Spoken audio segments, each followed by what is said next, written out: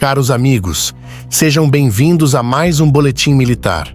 Enquanto o mundo assiste ao conflito em curso na Ucrânia, líderes e diplomatas de mais de 90 países reuniram-se na Suíça no último dia 16 de junho para o primeiro encontro internacional que visa traçar um caminho para acabar com a guerra na Ucrânia. No entanto, a ausência de dois atores principais no palco geopolítico do conflito, a Rússia e seu maior apoiador, a China, lançou uma sombra sobre os objetivos dessa cúpula da paz e as suas reais intenções de conquistar uma paz real e duradoura. Neste vídeo, vamos analisar os principais pontos discutidos para a paz na Ucrânia e ver também a proposta de Vladimir Putin, que apresentou ao mundo suas demandas para encerrar o conflito, propostas que não foram bem aceitas pela comunidade internacional e por Kiev. Aproveitaremos a oportunidade para dar uma breve explanação sobre uma opinião pessoal da redação do Boletim de Guerra e apresentar ao mundo a nossa proposta para encerrar o conflito ucraniano. Se você está curtindo o nosso conteúdo, se inscreve no canal e ativa o sininho da notificação para ajudar a crescer nosso trabalho. E para você, recruta mais ousado. Faça parte do nosso clube de membros e tenha benefícios exclusivos. A decisão de excluir a Rússia da cúpula realizada na Suíça foi recebida com reações contraditórias na comunidade internacional. Embora alguns países, incluindo o segundo maior doador da Ucrânia, a Alemanha, tenham defendido a medida, argumentando que as negociações são cruciais e que a Rússia escolheu a guerra, outros expressaram ceticismo. A ausência da nação agressora tem sido vista por alguns como um obstáculo significativo para alcançar uma paz verdadeira e duradoura. O presidente ucraniano, Volodymyr Zelensky, manifestou esperança de que o mundo trabalhe no sentido de uma paz justa, mas a realidade é que qualquer resolução sustentável do conflito não pode ser alcançada sem um diálogo direto e honesto com Moscou. Como Olaf Scholz, o chanceler alemão, salientou corretamente, a paz é mais do que a ausência de guerra. A cúpula deve enfrentar a complexa tarefa de definir o que significa uma paz justa e como pode ser alcançada de uma forma verdadeiramente duradoura. Com as articulações ocidentais para construir um diálogo internacional sobre como alcançar a paz no conflito ucraniano, Vladimir Putin não perdeu tempo e apresentou sua proposta de paz para os ucranianos. A Ucrânia teria de retirar suas tropas de áreas já controladas por Moscou e pôr fim ao seu processo de adesão à OTAN, sem mencionar que Moscou não reconhece mais o governo de Kiev como legítimo, exigindo a renúncia do atual governante. Esta proposta, que Putin afirma poder realmente acabar com a guerra na Ucrânia, foi recebida com ceticismo e rejeição total por parte do governo ucraniano. Os termos da oferta de cessar-fogo de Putin são claramente concebidos para beneficiar a Rússia. Ao exigir que a Ucrânia abandone o controle dos territórios já ocupados pelas forças russas, Putin está efetivamente pedindo aos ucranianos que cedam terreno que lutaram arduamente para defender. Além disso, a exigência de abandonar as aspirações de adesão da Ucrânia à OTAN prejudicaria significativamente a soberania e a independência geopolítica do país. Do ponto de vista ucraniano, esta proposta de Moscou é um fracasso. Como afirmou um funcionário ucraniano, não foi uma tentativa séria de chegar a um acordo sobre a paz e não teve relevância para quaisquer negociações. Os ucranianos deixaram claro que não comprometerão sua integridade territorial ou seu direito de escolher suas próprias alianças e a direção de sua política externa. Ou seja, sobre as condições de Moscou, Kiev prefere continuar lutando.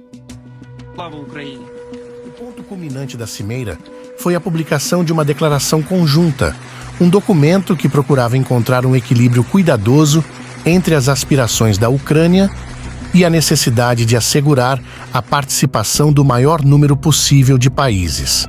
A linguagem utilizada na declaração embora não tão explícita como a Ucrânia esperava, ainda transmite princípios importantes, como o respeito pela integridade territorial da Ucrânia e a necessidade de diálogo entre todas as partes envolvidas. A decisão de evitar referências diretas à agressão russa e, em vez disso, utilizar o termo Guerra da Rússia na Ucrânia reflete as nuances diplomáticas em jogo.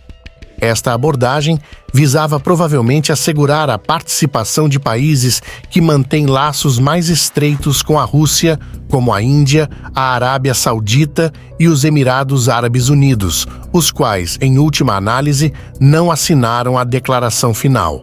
Apesar dos desafios e dos compromissos, a Cimeira da Paz na Ucrânia representa um marco significativo no esforço global para encontrar uma resolução pacífica para o conflito. O grande número de países envolvidos e a declaração resultante, mesmo com a sua linguagem comedida, enviam um forte sinal de que a comunidade internacional está unida no seu desejo de ver o fim das hostilidades e a restauração da integridade territorial da Ucrânia. Embora a cimeira possa não ter alcançado todos os resultados desejados pela Ucrânia, preparou o terreno para novos esforços diplomáticos e potenciais reuniões futuras, como a proposta de segunda cimeira a ser organizada pela Arábia Saudita, onde a participação da Rússia poderia ser facilitada. Apesar das aberturas diplomáticas, os combates no leste da Ucrânia continuam a intensificar-se. O impasse ao longo das linhas de frente levou a uma guerra de desgaste, com ambos os lados sofrendo pesadas baixas. No entanto, os ucranianos continuam confiantes na sua capacidade de montar uma contraofensiva no verão, reforçada pelo fluxo contínuo de ajuda militar dos seus aliados ocidentais. Ao exigir concessões à Ucrânia, o líder russo está a tentar ganhar influência e moldar o eventual resultado do conflito em benefício de Moscovo. No entanto, os ucranianos demonstraram notável resiliência e determinação, e é pouco provável que capitulem a estas exigências, mesmo face à contínua pressão militar. Por fim, na humilde opinião dos redatores do Boletim de Guerra, que acompanham o conflito ucraniano há mais de 2 anos, já avisamos de antemão que não existe uma solução pacífica para esse conflito fácil de ser aplicada na prática. O abismo criado entre esses dois povos será difícil de ser superado. Entretanto, tomamos a liberdade de apresentar ao mundo o nosso plano de paz para a Ucrânia, expressando o nosso pensamento crítico e imparcial. Os 2 exércitos se retirariam de Luhansk, Donetsk, Zaporizhia, Kherson e da delicada região da Crimeia. Somente o exército russo se retiraria do território de Kharkiv. Uma coalizão internacional constituída de países neutros e de países com afinidades entre os dois lados assumiria o controle dessas regiões no leste ucraniano. Sob o olhar atento dessa coalizão, um referendo seria aplicado para o povo, em cada região, separadamente. E o povo decidiria a qual país gostaria de pertencer, inclusive abrindo a possibilidade de independência de cada região que venha a escolher não pertencer a nenhum dos países envolvidos no conflito. Com a participação do povo e não do desejo unilateral de políticos, descobriríamos a quem realmente pertence essas regiões. Mas, claro, com o compromisso de que ambos os governos envolvidos se comprometem em respeitar os resultados dos pleitos e com a coalizão internacional garantindo um processo democrático e seguro, teríamos ao menos uma pequena chance de conseguir encontrar a sonhada paz na região e evitar uma possível escalada, até mesmo ao nível nuclear. Simultaneamente, o resto da Ucrânia decidiria também através de referendo se o país está pronto ou não para integrar a OTAN.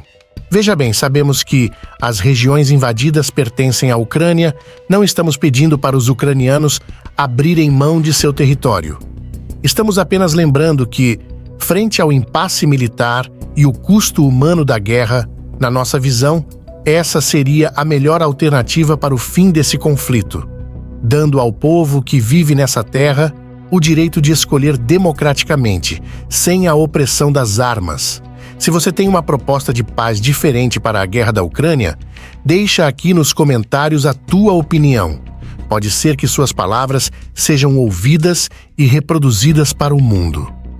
Então participa e fortalece o nosso trabalho. Ative o sininho da notificação e fique sintonizado no próximo Boletim de Guerra.